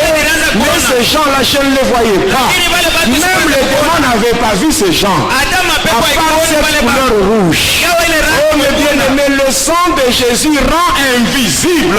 Wapendwa, Les démons damu ne ya peuvent Yesu pas Kristo voir si vous êtes caché dans le sang de Jésus. iko nafanya kitu kisionekane kama Alors- unapichama ndani ya damu ya Yesu. Quand je n'avais vu personne, Wakati sikuona on me dit mtu, comme tu n'es pas capable de nous donner ces gens, banasema vile aona mkipima kutupatia babantu, toi-même tu vas mourir. wewe mwenyewe kuya hapa. Alors l'un de trois avait une lance. Mmoja wale batatu alikuwa na Et avec mkuki sa lance, il m'avait blessé au niveau du cœur. na ile mkuki yake akanitwanga paro, J'étais tombé par terre. nikaanguka Et là, chini, j'avais poussé un cri de détresse. nikapiga kelele C'est à ce kubwa. moment-là que ces gens qui étaient là, Mwile wakati wale bantu walikuwa ils pale étaient venus. banakuya sasa Et bote, quand ils étaient venus, wakati walikuya les 3 démons s'étaient retirés. ile mapepo tatu Ils étaient cette kakimbia fois-là à l'extérieur. ikaenda kusimamia nje, On m'avait pris banani et on m'avait mis nyangula, au milieu de la salle. bananiweka katikati ya chumba. Quand vous avez vos yeux charnels, vous n'allez pas voir la plaie ou la blessure que j'avais. Na macho yako ya kimutu au utaona ile Mais avec mkuki na les ile yeux kilona spirituels, vous ilikuwa allez voir nayo, ce qui était au niveau de mon cœur. lakini mu macho yangu ya kiroho niliona kile kilifanyishika paro J'étais yangu. là, par Nilikuwa terre. pale nesha kulala chini, J'étais là par terre. nilikuwa pale nesha kulala mubulongo Avec des douleurs terribles. na maumivu ya Alors nguvu. quand je sentais ces douleurs, Wakati nilisikia ile il y maumivu, avait certaines choses que je n'avais pas encore confessé aux hommes de Dieu. kulikuwa vitu vingine vile nilikuwa siakiri kubatumishi ya Mungu. Alors là, je me disais, c'est le moment maintenant de parler. Sasa mimi nasema njoo wakati ya mimi kubisema Juste yote. quand je voulais ouvrir ma bouche, ma mâchoire était bloquée. Wakati nilipenda kufungula kinywa bali nifunga mbanga. Tout était bloqué, Yote vilifungika. mais les douleurs continuaient. Maumivu iliendelea. Insupportable. Sikwanza kuivumilia. Et par après, Na kisha yake qu'est-ce qui s'est passé? ni nini Je ilipitikanika? sentais maintenant le froid m'envahir en commençant par les orteils. Nikasikia sasa baridi moyo inaanza kupanda inaanzia lwa kumikulu. Et ça montait jusqu'au niveau de la tête. Inanipanda inafika mpaka na Et pendant que je respirais, je sentais comme si mes poumons étaient troués. Wakati nilianza kupumuzika nasikia sema sawa mafafa yangu inaisha kutoboka. Des douleurs insupportables. Maumivu ile sikuweza kuvumilia. Et par après, Na kisha yake je voyais maintenant des différentes couleurs qui se changeaient dans la salle. nikaanza kuona marangi ya kuachana ikaanza kubadilishana ndani ya chumba. Et par après, Na kisha j'avais senti comme s'il y avait quelqu'un nikasikia sasa vile kuko mtu qui avait coupé une veine dans mon corps. ule akakata mshipa moya wa mwili Et c'est à ce wangu. moment-là que j'avais expiré. Kwa ile wakati sasa nikakufwa. Et là, j'étais sorti de mon corps. Na kisha nikatoka mwili wangu. Je me mets à côté de mon corps. Nikaikala pembeni ya mwili Je wangu. vois les gens de frapper mon corps pour le réanimer. Naona bandu beko na pika mwili wangu juu ya kurudisha pumzi ya uzima. Le frère Jean-Baptiste Koulita, qui est médecin, Ule ndugu Jean-Baptiste Kulita mwenye kuwa munganga il avait essayé de repérer les signes vitaux. akapima kubeba masinyi vito, Il a dit aux autres, anaambia bengine la personne est morte. huyu mtu anakufa. Tout ce qu'il disait là, Yote ile anaanza kusema j'entendais tout. nilianza Mais kubishikia, eux ne pouvaient pas entendre ce que moi je pouvais dire. lakini baba kwanza kushikia vile nilianza kusema. J'étais là, Nilikuwa pale je regardais, nikaangalia, les gens pleuraient. batu wanaanza kulia, Ceux-là qui n'avaient pas le sang-froid, bale habakuwa na roho nguvu, ils commençaient déjà à pleurer et ils prenaient fuite déjà. banaanza kuria na kukimbia. Et par après, Na kisha les démons qui étaient à l'extérieur, ile mapepo ilikuwa ils nje, m'appellent en me disant, viens, c'est maintenant l'heure du grand départ. inanyambia sema kuya njoo wakati wa kwenda sasa. On était sortis. Tukatoka nabo, On a quitté la parcelle. tukatoka mwile lupango, On est tombé sur l'avenue Kapenda, tukaingia mwaveni Kapenda, après l'avenue Kasongo Michel. tukaingia mwaveni Kasongo On descend, on Michel, tombe sur Lumumba. tunaingia mwaveni On Lumumba, descend avec Lumumba, on arrive à la bifurcation. tukafika pa mapanda Là où il y njia a l'église catholique Sacré-Cœur. pale peko kanisa Katolika On Sacré prend la Cœur, route qui va vers la commune de Panda. tukaenda mwile njia nenda mkomini ya Panda, Et là, on dépasse l'hospice de vieillard, on arrive au cimetière de Sapin. na pale tunapita hospice de vieillard, tunafika ku cimetière ya À Sapin. partir de là, on était entré Kwanzia pale tukaingia pour se retrouver dans le monde des cimetières. juu ya kuingia mudunia ya masimetiere. Arrivé là-bas, on m'avait accordé une soutane d'emportement de couleur noire. Bakanipatia kanzo moya ya rangi Et mweusi, c'est ce qui m'avait projeté vers le monde astral. na ni ile liniingiza mu monde astral. Le monde astral n'est rien d'autre que l'endroit où vont tous ceux-là qui meurent dans le péché, c'est-à-dire loin de Jésus. Monde astral njo fasi ile batu bote bale banakufaka ndani ya zambi C'est là banaendaka, où on m'avait conduit. njo kule J'avais vu le balinipeleka, quartier esclave, nikaona ile quartier ya où vont tous batumwa, les païens et les chrétiens hypocrites. mule munaenda bapagano na J'avais vu la bakristu bale bakatiki, fournaise où le diable jette les chrétiens qui ont déjà fait naufrage par rapport à la foi.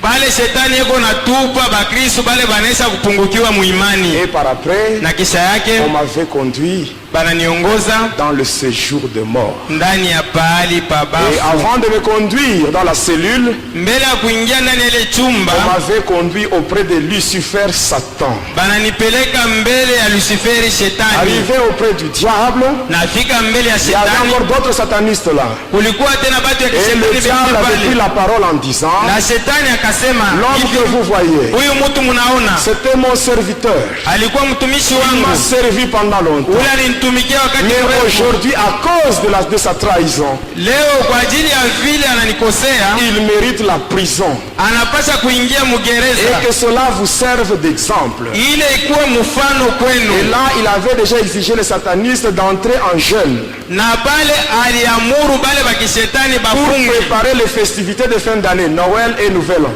juu ya kutayarisha makaramu ya mwisho ya mwaka Pendant Noeli ces na festivités-là, Bonana. Na wakati beaucoup de ulikuwa gens arrivent facilement à trahir le Seigneur Jésus.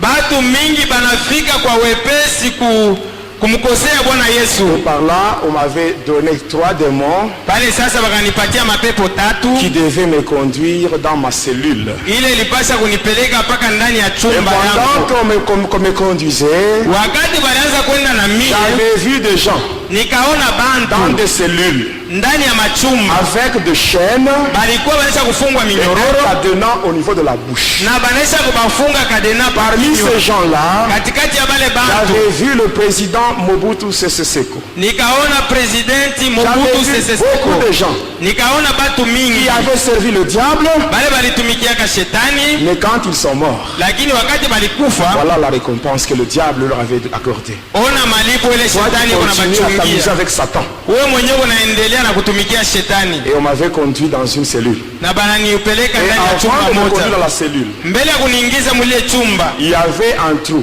kulikuwa tundu Et moya là, il y avait le feu. na moto ilianza kutoka mwile Avec ces tundu, démons-là, na ile mapepo on avait contourné. tulienda pembeni ya ile tundu, Et après ce trou-là, na kisha ile on tundu m'avait fait entrer dans une cellule. bakaniingiza mchumba, On m'avait mis de chaînes, bananifunga en minyororo, commençant par le pied, banaanzia kuifunga kumikulu jusqu'à ce niveau, au niveau de la bouche, et un gros cadenas.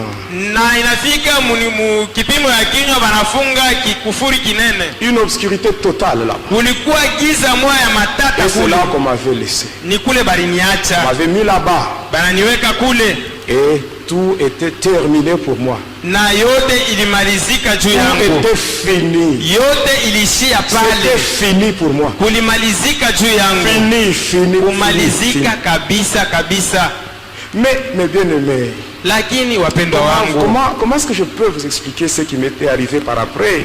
namna gani itamifasiria kile nilinifikia baadaye? J'étais là, Nilikuwa pale, dans la cellule. nilikuwa ndani ya chumba, Mais subitement là, lakini kwa ghafla il y avait une lumière. kulikuwa nuru Une moja, forte lumière. nuru moja ya nguvu, Pas dans toutes les cellules, hapana mwile machumba ingine mais yote, seulement dans la cellule. lakini mpaka ndani ya ile chumba mule Vous nilipatikana. étiez sataniste comme moi, Ba mingi bale balikuwa bakishetani saa mie, mais pourquoi leur cellule n'était pas éclairée, mais seulement là où j'étais? juu ya nini machumba yabo haikuangaziwa mpaka chumba yangu ndio Mais iliangaziwa? tout cela, Yote ile parce wapendwa, qu'avant de mourir, mbele ya mie je kufa suis allé à l'église de Jésus. nilienda kufa Je kukanisa suis ya allé à Yesu, l'église de Jésus. nilienda kukanisa ya Les Yesu. autres là, ils sont morts dans leurs histoires, mais moi j'étais à l'église. Bengine balikufa mmakao Quels sont yangu, les lakini problèmes mie que tu peux nilienda avoir? kukanisa. Quel est Ingawa le mambo problème leo que tu unaweza peux kuwa avoir? nayo, Va à l'église. uende Va kukanisa, à l'église. uende Va kukanisa, confesser tes péchés à l'église. uende ukiri zambi yako kukanisa.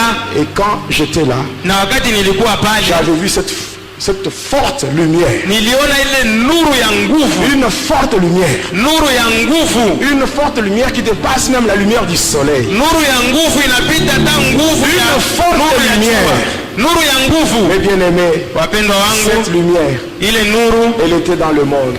ilikuwa ndani ya dunia, Le monde ne l'a pas connu. Il l'a pas connu. haikuijua. Cette lumière, elle est allée chez les siens. Ile nuru ilienda kubaki, Mais les siens ne l'ont pas reçue. lakini Ne bado l'ont pas hawakupokea accepté. ile nuru, Mais à tous ceux qui l'ont reçue lakini kubote wale walipokea et qui nuru croient en son nom, na banaamini kujina cette lake. lumière qui est Jésus Ile nuru yenye kuwa Yesu leur a donné le pouvoir de devenir enfants de Dieu. ilibapatia uwezo ya kuwa watoto wa Mungu. Mais bien aimé, j'avais vu cette lumière. Niliona ile nuru, Et dans cette lumière, na ndani ya nuru j'avais vu un homme niliona mtu mmoja anatokelea. Eloma. Mtu mmoja qui venait lentement alianza kuya et polepole sûrement na hakikisho yote venait. alianza kuja. Cet homme-là, Ule mtu le ule Dieu de ma délivrance. Mungu wa Cet ufungulivu wangu, homme-là, ule mtu le ule Seigneur Jésus, Bwana Yesu Kristo il était là, alikuwa dans pale le séjour de mort. pahali pabafu, Il n'avait même pas besoin de demander l'autorisation au diable. akulomba hata ruhusa kwa Parce que shetani. lui-même,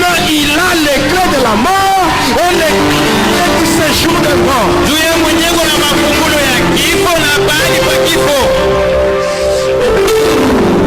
Mais bien aimé, il venait. Alianza kuja, Cet homme venait. ule mtu alianza kunichofea, Mais ce qui me surprend, na ile linishutusha pendant qu'il venait, wakati alianza kuya, les démons qui m'avaient conduit là, ile mapepo iliniweka mule, je ne les avais pas vus. sikuione tena. Le diable lui-même n'était plus là. Shetani Les hakuweko, démons n'étaient plus là. pepo haikuweko, Tous ces gens n'étaient plus là. wale watu wote Oh, les hawakuweko. bien-aimés, Wapendwa tous wangu, ces démons n'étaient plus là. ile mapepo wote Ils avaient haikuweko, pris fuite. balikimbia. Ils étaient, où est-ce qu'ils étaient? Balikuya wapi? Même aujourd'hui, Hata leo toi Satan, où est-ce que tu étais ce jour-là? we shetani, Où est-ce que tu étais? Satan, tu étais où ce jour-là? ulikuya Ce wapi? jour-là, quand le Seigneur Jésus m'est délivré, toi tu étais où?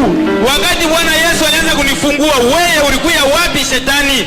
Mes bien-aimés, Wapendwa la wangu, Bible nous dit, Biblia inatuambia le diable, il est comme un lion. shetani yuko sawa Un simba, lion rugissant. simba ule uko na Oh, unguluma. mes bien-aimés, le diable, c'est un lion. C'est un lion qui n'a pas de dents. Shetani ni simba, lakini simba ule wa maboleana na meno. Parce qu'il y a le véritable lion. Le lion de la tribu de Juda.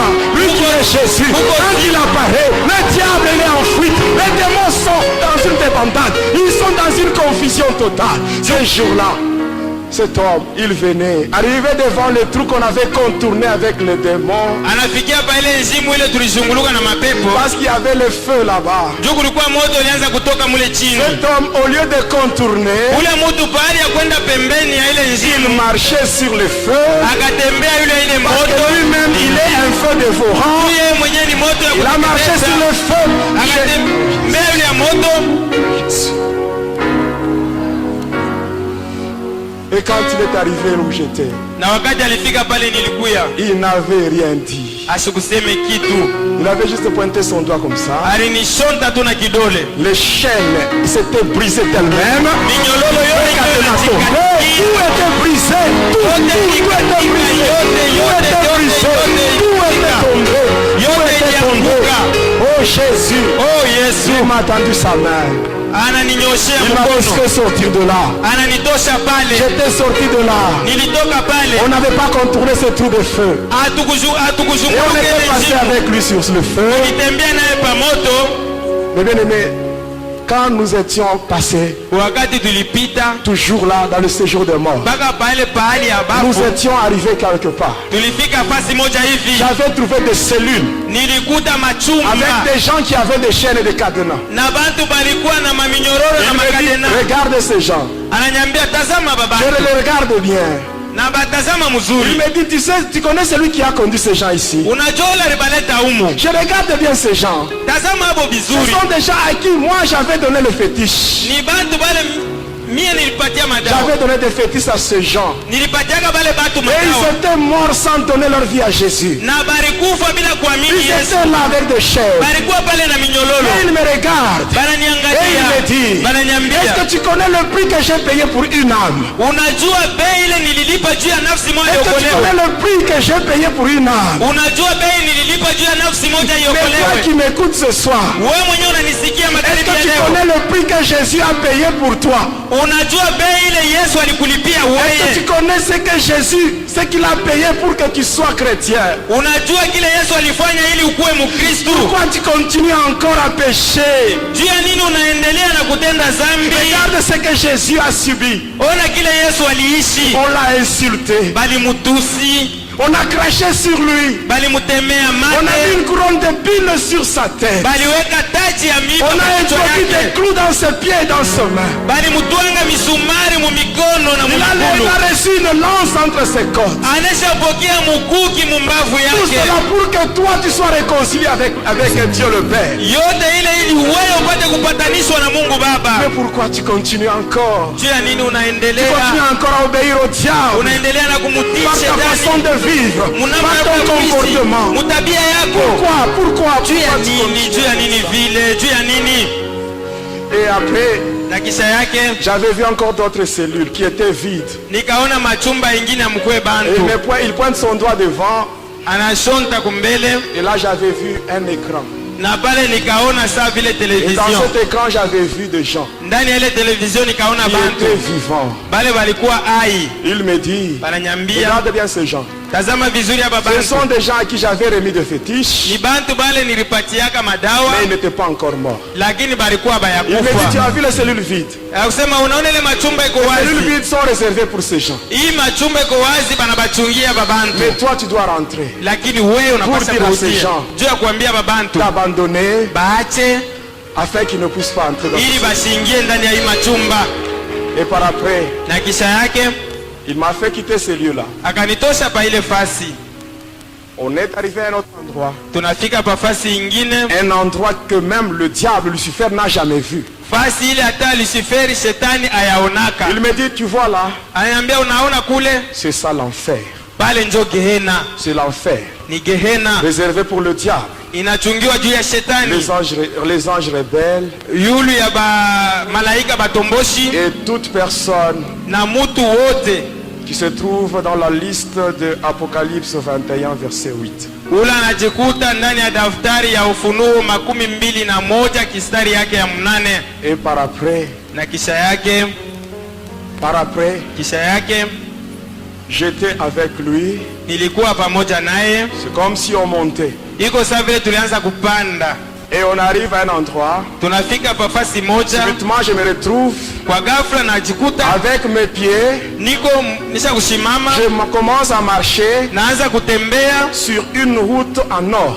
pa njia moya ya Une dhahabu, route en or. njia ya dhahabu C'est que je n'ai jamais vu chez le diable. ile siyaonaka kwa J'ai vu shetani, ça. niliiona mie. Et je voyais des murs comme si c'était des murs en verre. Nikaona maukuta sawa vile maukuta ya Et de makalashi, loin, je voyais des gens habillés en blanc. na mbali zaidi nikaona watu wanesha kuvala byeupe. Et après, cet homme-là, je l'avais perdu. Na kisha ule mutu akanipotea. Et quelque temps après, il revient. Kisha yake anarudia Il tena, me dit, viens. ananyambia kuja, Viens. kuja. Et arrivé à un endroit, Tunafika pa fasi moja il me hivi, dit, regarde là-bas. anasema tazama kule, Regarde là-bas. tazama Et kule. quand j'avais regardé, Wakati nilitazama j'avais vu une très belle ville. nikaona muji mzuri Une très belle kabisa, ville qui dépasse de loin ce que j'ai vu chez Satan. muji mzuri inapita mbali zaidi ile Et il niliona kwa me shetani. dit, ça c'est l'endroit Ananiambia ile que j'ai nafasi, déjà préparé ile nesha kutayarisha pour tous ceux-là qui me servent. juu ya yeyote ule uko Pour tous ceux-là qui me unanitumikia, servent. juu ya yeyote ule uko Cet unanitumikia. endroit-là, Ile fasi c'est ce ile que j'ai prévu pour eux. ndio ile niliwatayarishia. Et par après, Na kisha il yake me dit, viens. ananyambia kuja. Pendant qu'on était avec lui, Na wakati tulikuwa pamoja Il me naye, dit, ananyambia c'est moi ni mie.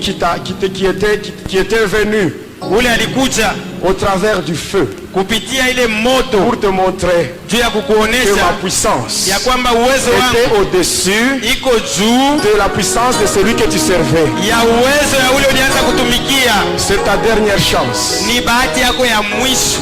Maintenant, Sasa tu dois me servir. unapasha Tu kunitumikia, dois me servir. unitumikie, Mais sache que lakini jua ya tu vas kwamba beaucoup souffrir. utateswa Tu vas mingi, beaucoup souffrir. utateswa Mais je mingi, serai avec toi lakini nitakuwa pamoja na tous les wewe jours. masiku Je yote, serai avec toi. nitakuwa pamoja na wewe. Maintenant. Hapa sasa Va wende et dis-leur na ubaambie ce que j'ai fait pour toi. vile na kufanyizia Car ce que tu connais ile unajua n'est pas pour toi seul. haina juu yako Et mwenyewe. pendant que je rentrais, Na wakati nilianza kurudia il s'était retourné. akageuka, Et après il me dit, na kisha ananiambia, il me regarde, ananitazama, il me dit, ananiambia je reviens bientôt. niko nakuya J'ai baadaye, dit, je reviens bientôt. niko nakuya Et baadaye. subitement là, Na kwa ghafla j'avais vu une lumière devant moi. nikaona nuru mbele yangu, J'avais vu une forte lumière devant moi. nikaona nuru ya nguvu mbele Et yangu, subitement, na kwa ghafla je m'étais réveillé nikalamuka dans la salle de classe. ndani ya ile chumba Où il y avait, nilikuya. c'était le matin à 7h du matin. Ilikuwa asubuhi ma 7h du Et matin, quand j'avais ouvert les yeux, na wakati nilifungula ceux macho qui avaient peur commençaient déjà à fuir. batu balisikia boka banaanza kukimbia, Les autres étaient restés là. lakini pengine balibakia J'ai pale. commencé maintenant à leur parler sur ce que j'avais vu. Nikaanza kubafasiria Et yule là, on kile avait glorifié niliona le Seigneur. pale, balitukuza jina la Et par Bwana. après, le Seigneur m'avait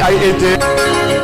J'étais allé voir Nikaenda kuona les gens à qui j'avais remis des fétiches. bale batu wale nilipelekeaka madawa Ils avaient accepté. baliitika, Et tous, na pote je les avais conduits à l'église. Et nilibaongoza eux aussi kukanisa, na étaient bao délivrés ensemble avec moi. balifunguliwa pamoja na Oh, mie. mes bien-aimés, Wapendwa wangu, le mot me manque pour exprimer ma gratitude vis-à-vis de Jésus. misemo nanikosa juu ya kuonesha shukurani yangu mbele ya Son Yesu. nom soit glorifié. Jina yake itukuziwe. Que mon Dieu vous bénisse. Mungu wangu amibariki.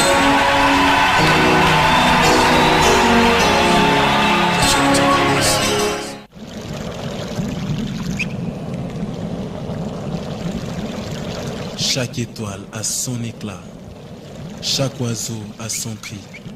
Écoutez le son de la différence. Découvrez le plus grand mystère dans le monde médiatique. 91.7 FM. Somme 91.7. Hosanna, MCD Voice, la fréquence mystère, la fréquence mystère.